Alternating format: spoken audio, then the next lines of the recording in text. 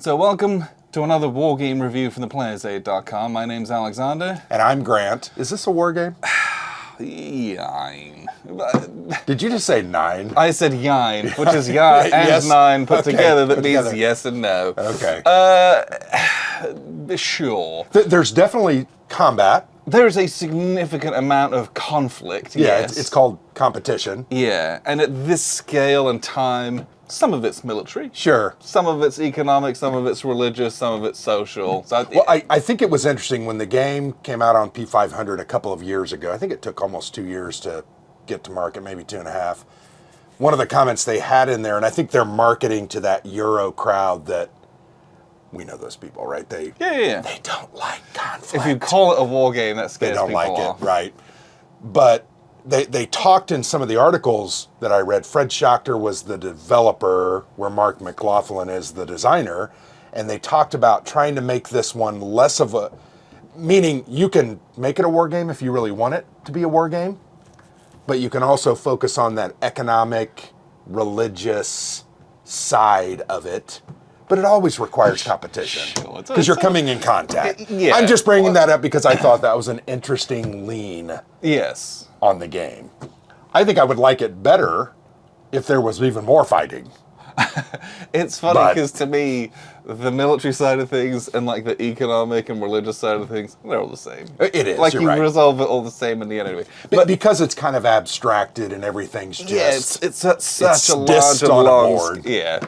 But anyway, I thought it was important to bring that up at the beginning because I want to make sure people understand maybe what this game is just as much as I want them to understand What it is. What it is not. I completely agree. So Nine. we're taking a look at Ancient Civilizations of the Middle East from GMT Games. This is a 1 to 6 player game. That's right, it does have a solo mode in it. I have not tried it, but I've wanted to. Well, good for you. I know, but I've got other games I've got This going is the on. kind of game where you get a bunch of people together and you play it for And like have a a couple laugh. hours. Yeah, and it's a very light, quite chaotic but fun Yeah. communal experience. Lots of take that. It's quite mean spirited at times. Oh, there's no you doubt. put your guys out, play a bunch of cards on each other, remove a bunch Yeah. of guys, and then you resolve this competition at the end, and then you score some points.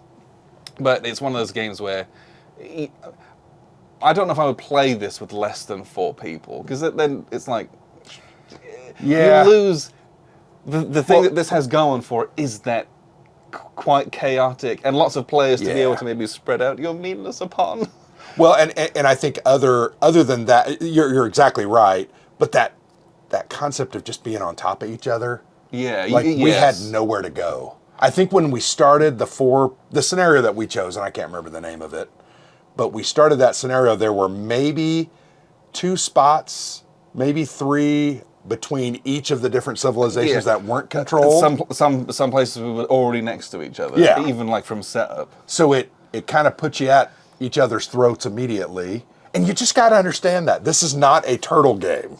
No. It really is not. And so, Ancient Civilizations, it's this like mini Civ Builder style game. And I say mini because there's not that massive amount of richness and overhead that you get in some of those Yeah. other big Civ Builders where it's like, here's all my tech trees, and here's all my Well, building types, and here's all my stuff. There's some optional rules for that. I would agree. Yes, there are some options that you can add. I still don't believe they're as crunchy. No, they're or just levels. It's just like move up and you can do, yeah. And then I've got a 2, you've got a 1, I get a bonus over you. Right.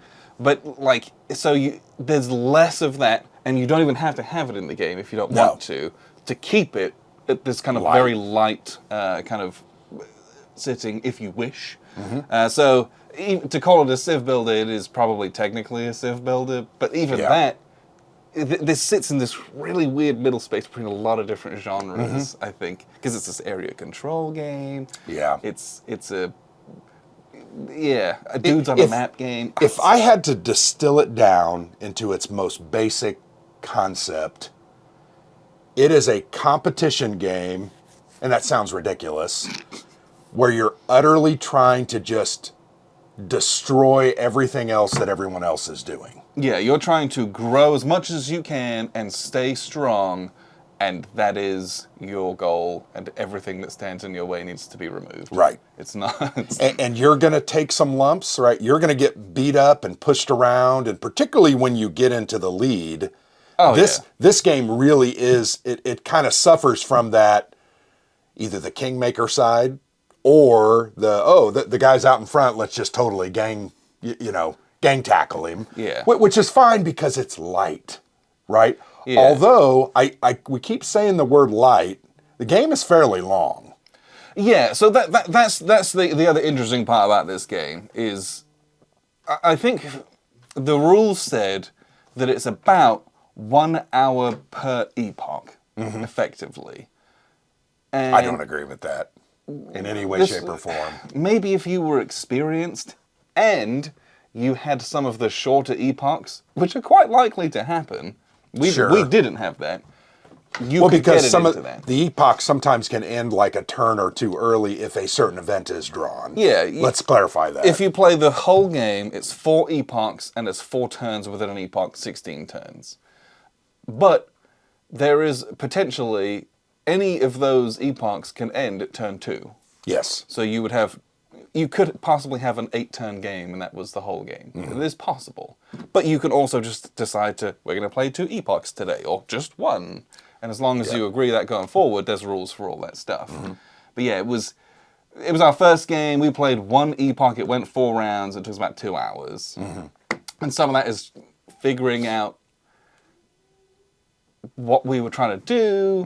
And there was lots of discussion over the competition phase at first about how to resolve that. It's just a little wonky, right? It's a comparison of discs that each side has, and then it's literally well, you have less than me, so you remove one of yours first, and then I remove one. It's like combat, right? We're attritionally killing each other.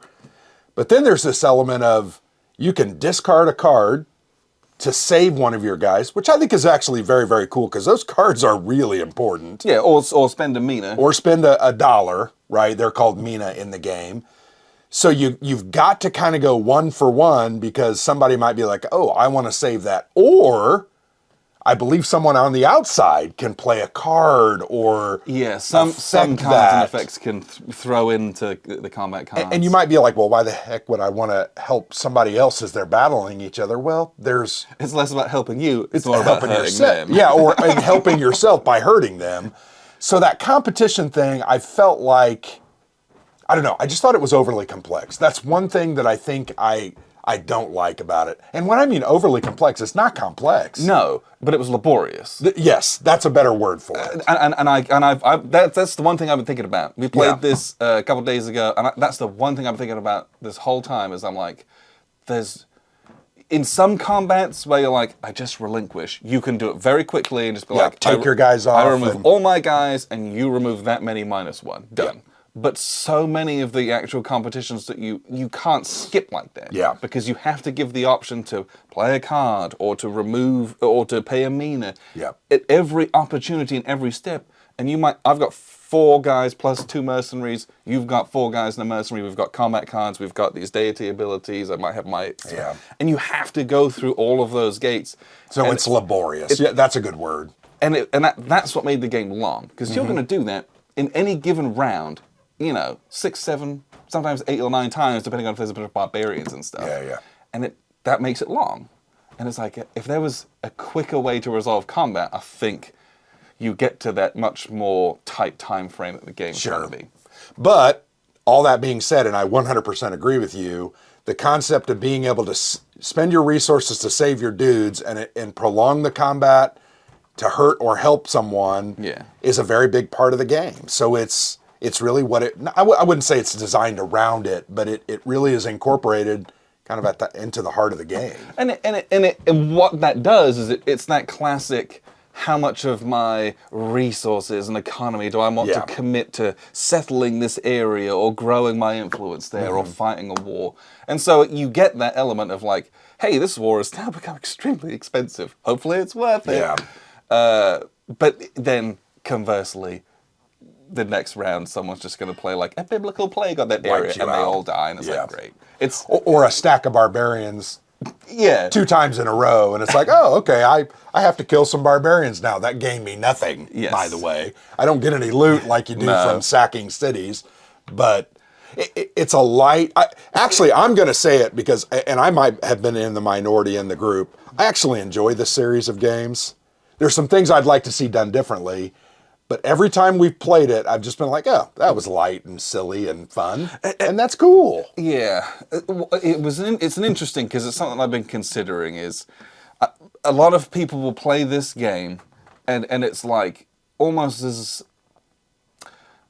like the opposite end of the scale of what they normally play. If you think about Yeah. war gamers, a lot of people who play war games who will play this, and there are people who love it, and they're like, my group loves it. It's very chaotic. Is Yep. often the word that's used because you can't control a lot of what happens in this game.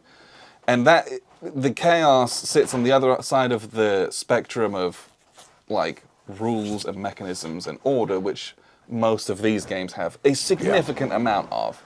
And that, it's like that's the change that I want. And I think for my tastes, the change that I want from the rules and complexity is light. And I don't know if this is as light as I would want it to be to fill that for me. Sure.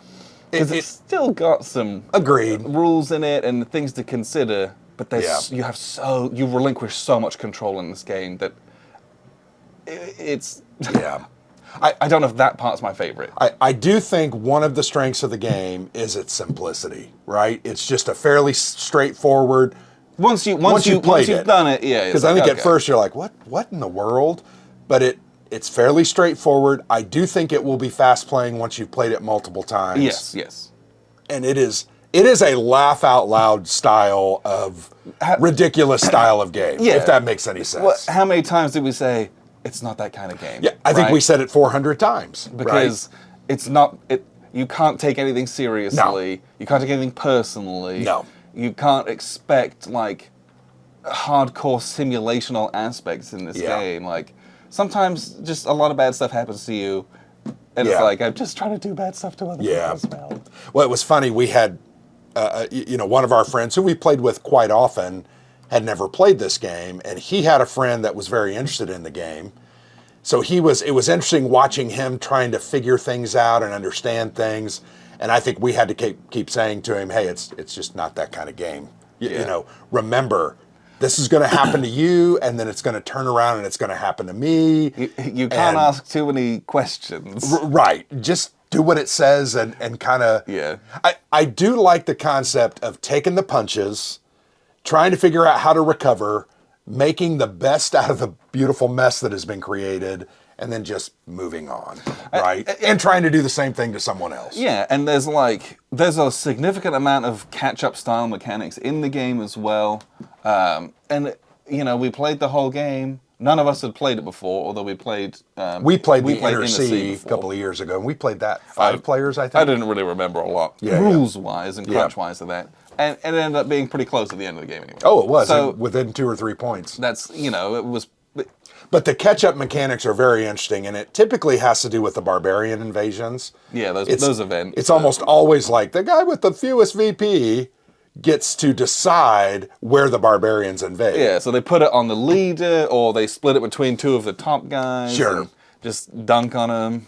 And I felt like that happened quite a bit. Oh, yeah. If you remember, my side of the board, I was the Greeks, and I had green discs, and my gosh, there was a ton of black discs. Oh, yeah. And it was fine. I was very proud of myself, because I understood it's not that kind of game. Yeah. I understood this is going to happen, and I made the best of it, and I had a good time with it. Well, and then conversely, what was interesting is that you had all of that on you, so we left you alone mostly. Sure. Started fighting within ourselves. That's true. And lost. Yeah, right. So you burned each other out, and then I cleaned the barbarians up, and it's like, oh, I won by 3 points. Nice. There's still some interesting tactical stuff to be made over the course of the game. But there's even the Gilgamesh rule where if everyone dies, you're like, I come back. Yeah, right. You start again. It's it's not that serious of a game. You're just here to have fun. So I want to talk a little bit about the cards, because that's a big part of the game. That's the best part of the game. Yeah, there's a deck of what, 80 to 100 cards. Yes. I mean, it's one of those decks that you cannot shuffle. No. You have to break it up and have 2 people shuffle, then merge them together. but the cards come in 3 or 4 different types. Some are generic. Some are specifically phase oriented, and they'll have a big letter in the upper so left. you have like combat cards or religion card, the investment cards, Yep, which go you into build. a tableau. Those are kind of cool, and I was really Yeah. kind of pissed because I didn't get any of those. I got one, and I Which is tried pretty- to get a second twice. Yeah, I got it. just but then never there's the worked. negate cards, which cancel Yep. a lot of the other cards that get played as well. So those different types of cards make it very interesting, and you just never know what's in the hand of your opponent. And how many times did we have a really great card and we're like, oh, I'm going to play this card on you, and then someone would throw a negate card on it. Yeah. My favorite part of it was I believe you played a cool card. Yes. One of the other I guys, think Russ negated it. and then I threw my negate on his negate. And you might say, well, why the hell did Grant do that? Well, I wanted you to burn up the other guy that was closer to me in VP Yeah. so I could get a little bit of breathing room. Plus, it's funny. And it was very funny. Like I it's- negate your negate. I mean, how amazing And is you that? can definitely do that. It's specifically Well, I wonder if says there's somehow a little rule somewhere that's like, you can't do that. No. There's a little rule that says specifically you can can do do that. that, okay. I looked it up to make All sure right. that we could, and it says, yes, you can definitely do this. But the playing of the cards is the best part. Understanding how you're going to get your cards is also very, very important. Typically, you're going to draw, 3 per turn. Yeah, you draw 3, plus 1 if you have 4 or more cities. Which is and then important to have. plus 1 per mina that you spend. Yeah. And I think it took us a couple turns to kind of get our economies going. Yep.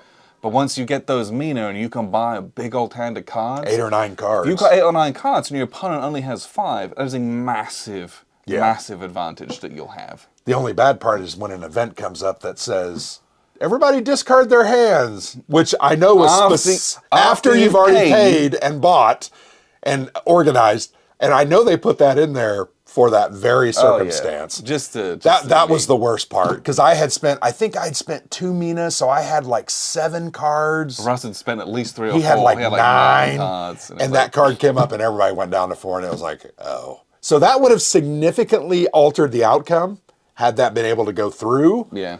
But I once again, that was like, it's not that kind of game. Exactly. Let's just understand that happened. Let's make the best of it.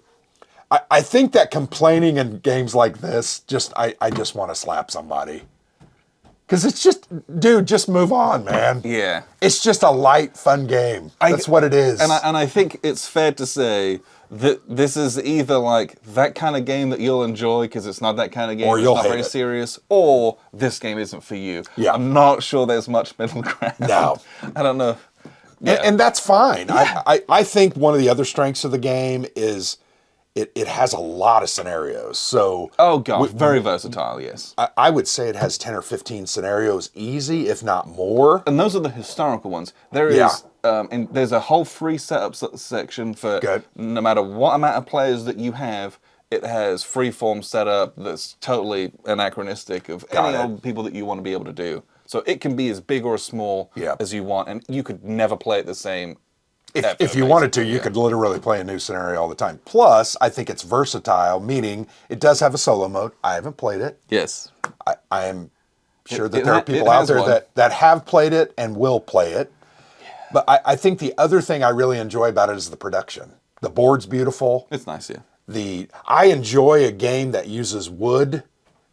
Had a ton of wood discs. Harkens back to the good old days. Yeah, had some little cubes for fortresses and Yeah. What were the other pieces that were on there? Yeah, there were the grey strongholds. There's a blue, a yellow, and a little green piece, which are the little oasis Oh yeah, that you yeah. can get mina from if you control Yeah. those. And then you've got your temple blocks, and you've got your Yeah, you got your- capital city that you build the temple on top of. There's a lot of tactile interest in that game, and I just enjoy it. So when we're pushing that crap around, I'm like, oh, that was fun. It was light. And what I also like is that you have all that, but you don't have a whole bunch of like regular counters and counter sheets that Sure. you have on top of that would make the board cluttered. Yeah. It's pretty much just like put up a little wooden bits. And each of the civilizations that is presented has different abilities, right? They have specialties. They have some unique things. I thought that was cool. We obviously only played with 4 of those, and I think Yeah. there was probably another 10 There's or 12. there's at least. Oh, do they say on here? There's a Maybe lot. they do. There's 17. 17. Yeah. So we played literally 4 out of the 17. And it was based on the scenario we chose. I think you were the I was the Assyrians. We had Hittites, we had Egyptians, and Greeks. Which is pretty standard fare for ancient times. Yeah. The other thing that I think is pretty cool, and I was a little disappointed that it didn't differentiate that much from the wonders in the first game, because the first game had wonders, where you would build wonders and you got a little cube and you got some cool abilities. Well, the deities in this one, it was like the same thing, right? Yeah. You built them, you acquired them, then you gained an ability. Oh, and then it unlocked the ability to use, like, what was that one card? Heresy that you had? Yeah, you have to have a religion to use it. To use the religion cards. Yeah. And some of those religion cards are great. So there's about a dozen of those in the deck. So that was probably the only thing that really differentiated from the other game, the Inner Sea. Yeah.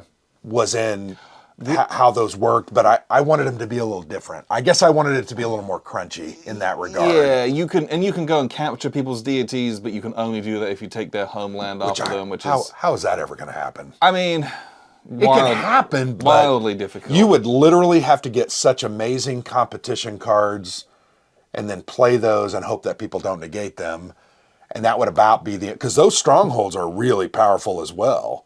And quite a few of the civilizations had at least one stronghold. Yeah. And the Hittites, is that who he was? Yes. He had it in the mountains. Yeah, so that was really powerful. Good luck taking that. Yeah. Which I was getting ready to try until you threw barbarians on me again. The other thing that I thought was a good addition to this is the different terrain types. Yeah. That was not present in the Inner Sea.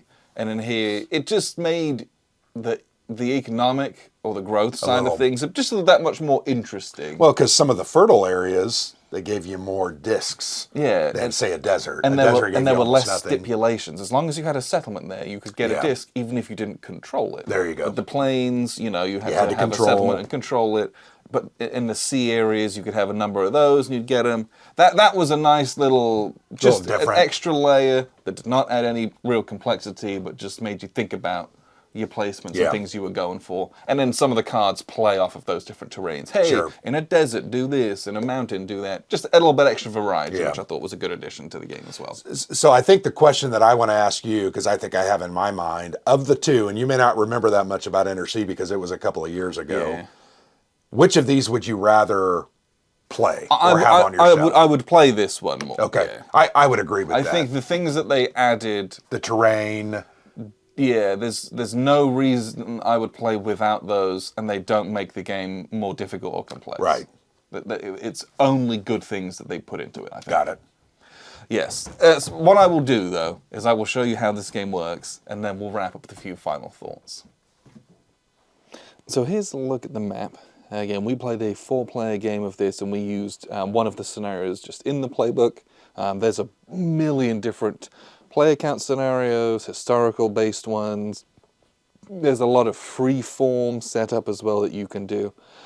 But this is, we played a full epoch, and it took us, again, this was our first game of this, it took us about 2 hours just to kind of get it figured out at first, and to get one epoch played. They say in the rules, once you know it, that you can do an epoch per hour, basically. So if you're going to play the full 4 epochs, you're going to play 4 hours. We had picked a 2 epoch game because it said in the rules it was going to be 2 hours, but that's maybe not for your very first game, because there were some different kinks and things that we had to figure out, and we weren't the quickest at playing this. So, don't take that as writ. Once you get into this, and maybe if you're just better players than we were, you're going to play it for about an hour an epoch at most. And those, we went the full 4 turns. I think a number of the epochs will end sooner than that. There's some rules for that as well. So probably you're going to cut off a good chunk of time from your games if that kind of stuff happens in it. But if you've played Ancient Civs of the Inner Sea, which we did a few years ago, you'll recognize a lot of what's on the board, right? It's divided up into these regions. There are these helpful markers for your starting homeland, depending on which civilization you're playing, in which period as well. You're going to set up your guys. So we have like this orange color, they were the Assyrians. We get the green Greeks, and we had the blue Hittites, I believe. and then we had the kind of purple-ish Egyptians. And it's a game of growth, where you're going to get a certain number of these discs from your pool of discs, and you're going to get a number based on how much land, and importantly in this game, what type of areas that you control. So controlling fertile areas, there's more crops, there's more growth, right? Controlling deserts doesn't get you a lot of growth, if any. Controlling sea areas can get you growth, but you need more of them. And controlling plains, you need to actually have control over those, not just happen to have some settlements in them. So you're going to get a bunch of these discs, and then in turn order you're going to place them out. You're going to stack them up. So this is a camp. You can put one to make it a settlement on it. You can put another one on to make a city. And in the growth phase, you can put a fourth one on there as well. That's going to help you in combat or help to protect them. It's a loss that you can take and then still have a city, basically. But you're going to spread out. You can chain in this game, so you can just like put a whole bunch out here, and then down here, if you wanted to. And you're going to kind of grow, and the next person's going to put all theirs out, and then they're going to put theirs out, and eventually what you're going to have, this is the end of a turn, so there's not much left. There's some in the oceans, there's some competition spaces, but the Greeks might say, oh, we're going to put 3 of our guys into this area where the Hittites already have 4. And this is an indication that we're going to play some cards in the card phase, but eventually there's probably going to be a reckoning, or there'll be a combat there, a conflict in the competition phase. Because at this scale and at this length, it's more than just a single battle. This is you know, the changing over of political, religious, and military control over the course of decades in a game like this. But it's put a bunch of guys out, and then you're going to have a hand of these fate cards, and you'll have anywhere from, I think you start the game with 4 or 5, but you might be able to purchase more with your minas that you can gain, as well as through other different events that you might have. If you control 4 or more cities, which after the first kind of 2 turns, everyone will, probably, you're going to draw a hand of these cards, and the cards themselves, you know, it's play on one civilization that has 3 or more mina in its treasury, and you return 1 mina from its treasury to the supply for every 2 cities that civilization has. So if we look at the Assyrians, they've got 1, 2, 3, 4, 5, 6, 7 cities. So if I've got 3 mina, which is the minimum for this, I've got to get rid of 1 for every 2 cities. I've got to get rid of my whole treasury because we have a big tax revolt going on. Someone plays that on me, I lose all my money, right? Not great. Now maybe in my hand I have a card that could negate that. So they play that and they say, hey, I'm going to take all your money and it's going to go back to the supply. Well, if I hold the High Priest card, play in response to any card except an event, and events look a little different, negate that card and discard it. Then remove 1 of your discs from any area. So you have to sacrifice a guy, but I'm going to negate this card, which means I'm going to keep all my money. It's very take that. It's very back and forth. I'm going to try to screw you over, and you're going to try to negate that. Or if you can't negate that on your turn, guess what? You're probably going to try to screw me over with a card. So there's a big biblical plague that could happen, and just lots of people die. There are some things like the investment cards, which are very interesting. These you're going to kind of play down as a little tableau that you have. This one you're going to put 4 discs on it from the supply, and during the card phase, which is kind of the playing of the cards back and forth, you can remove any disc from this card in lieu of losing discs. So if I had played this, I have to remove 1 of your discs from any area. If I have this with 4 discs on it, I can remove 1 from this instead of 1 from the board. So there's a ton of different types of cards, and they all interact uniquely and differently, and you just kind of do what they say. It's very mean-spirited and very chaotic in that way. Let's talk about the events, though. So the events are horizontally oriented so that you kind of know, hey, take note of this. And most of them say, you must play immediately. And what this is that you are going to play this as soon as you are dealt this hand of cards. In the card draw phase, in turn order, first person is going to get dealt their cards. This immediately will trigger. And it's going to put out an unconscionable amount of barbarians out. These are desert ones, so I presume they come in from the south. Every 4. Oh, they just come from desert areas. And so if you have and usually it's decided by the player with the fewest VPs. We found that all the events typically follow that. So it's a bit of a catch up. So whoever's in last place on the victory point track is going to say, hey, they're going to attack you instead of you because it hurts you more because you've got more points, or whichever way that you choose to do it. And it's a way to kind of maybe try to protect yourself so you don't get totally dogged if you're the last player. The game just doesn't dunk on you. It makes you dunk on the people in the lead, basically. But eventually it's going to come down. You're going to play all these cards back and forth. You put your guys out in the growth phase and you just play cards back and forth until everyone passes. And when everyone passes, you know, a bunch of your guys have died. You may have put out a couple, but a bunch of everyone else's have died and it just looks much worse than it did. Then, from this corner of the board down to this corner of the board, you are going to resolve all of the places where there's competition. If there's ever just 1 and 1 disc, that is not a competition. That's kind of a, they call it a cohabitation or something like that. That's like nothing. Nothing happens there. But here we've got a whole bunch, and what you do is you count up until you reach the lowest number of pieces, and then you remove one from that piece, and you keep going until you've reached the highest number of pieces within that space. So we have an area, and it's got 4 guys here, and it's got 3 guys here. So we're going to count who has exactly 1 piece? None of them. Who has exactly 2 pieces? None of them. Who has exactly 3 pieces? The green do, so they're going to lose 1. Who has exactly 4 pieces? The blue guys, they're going to lose 1. Who has exactly 5? No one. So we're going to start again. Who has exactly 1? No one. Who has exactly 2? Hey, the green guys do now. Who has exactly 3? The blue guys do. Who has exactly more than that? None. So we're going to start that process again. Who has exactly 1? Green. And as soon as there's only 1 person, you stop. So I don't lose an extra one as blue, and that's kind of where we're at. So that's how competition works, and you do, if there's 3, 4 different stacks of guys, you just keep going around, and lots of people die in this game. Now, you're going to have all sorts of opportunities to ping your special different events that you have, or different abilities. The Assyrians had a lot of combat ones where they could throw in these white discs into any combat, which act as a mercenary. They're just a body bag. You lose this guy before you lose anyone else. If we'd have had one of those, you know, we'd look like this at the end, because we'd have lost a white one instead of a blue one. You have to lose the white ones first. Or there's all sorts of different combat cards. Let's see if I can't find any. Of course, I don't have any. Wonderful. I love it when that happens. So the combat cards have a C on them. Brilliant. Here, let's find one here.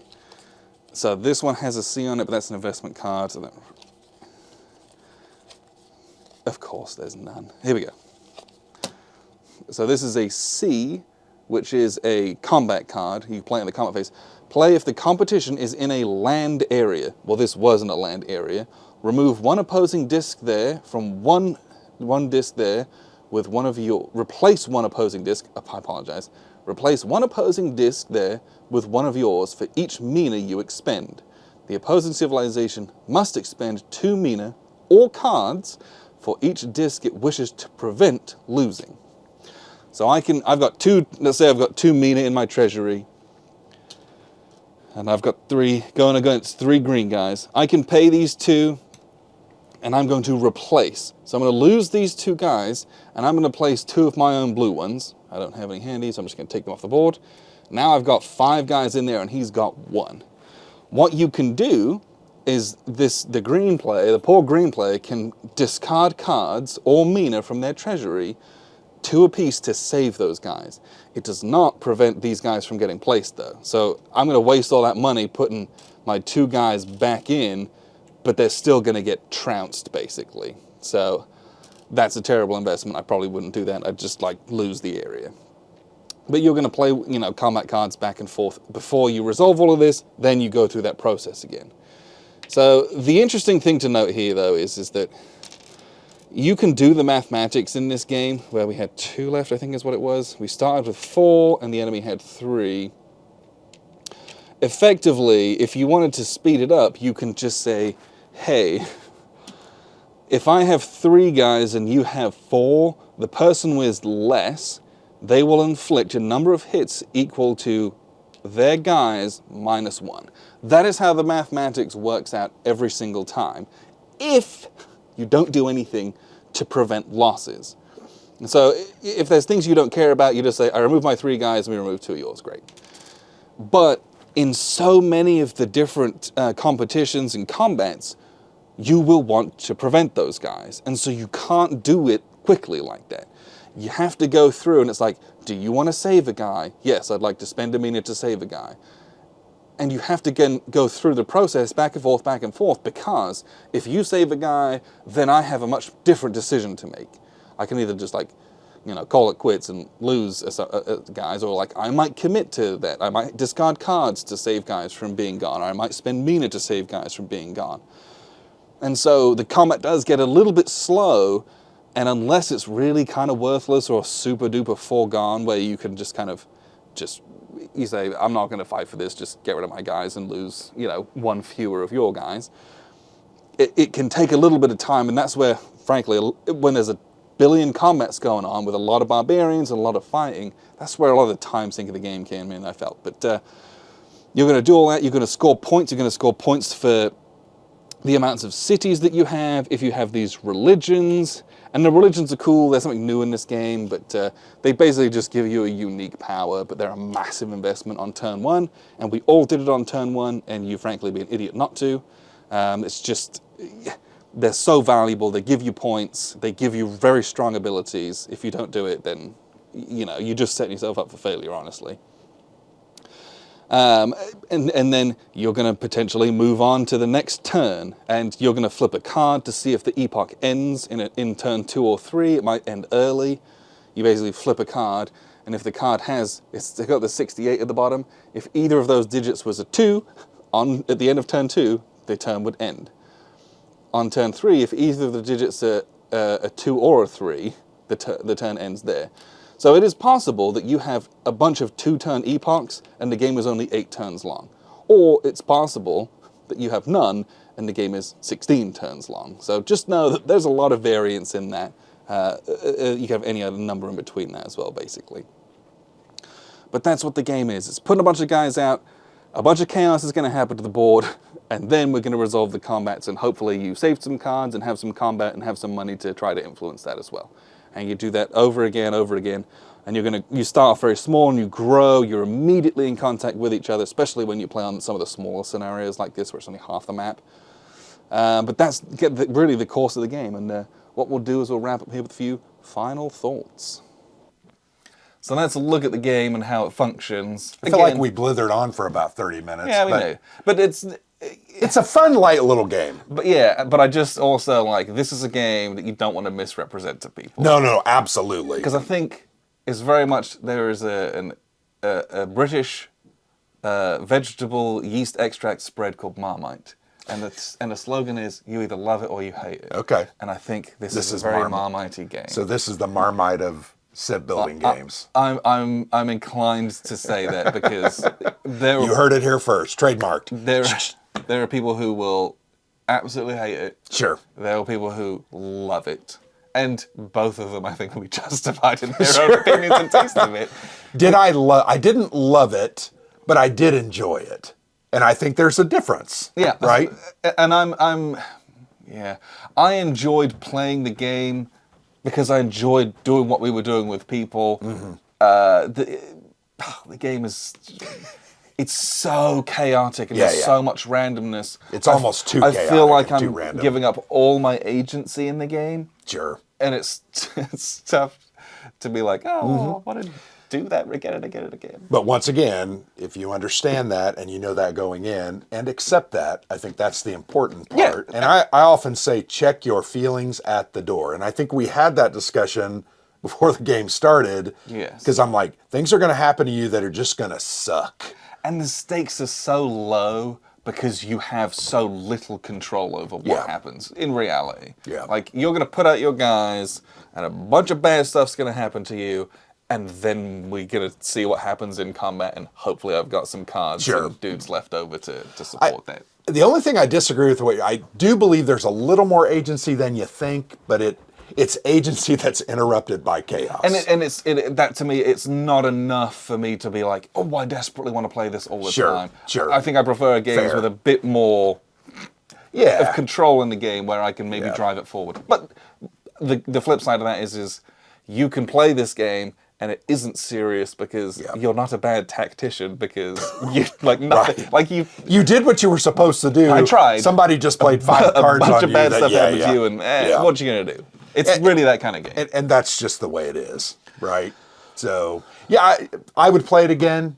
I don't know that I would play more than 1, maybe 2 epochs. Yes. Because it's just too long. And I think that's my opinion. No, I think that might be one of my sticking points on the game is that for what you get out of it, it is too long. Yeah, if I had to play 4 full epochs of 4 full turns, I don't know if you could get me to sit down for that. because after a while it kind of just starts to become the same thing. Yes, I agree. So I think after our 2 hours, I think everybody's like, okay, yeah, it's over, right? I mean, we wouldn't have wanted to slog on for another 90 minutes to 2 hours to get 2 or 3 more epochs in.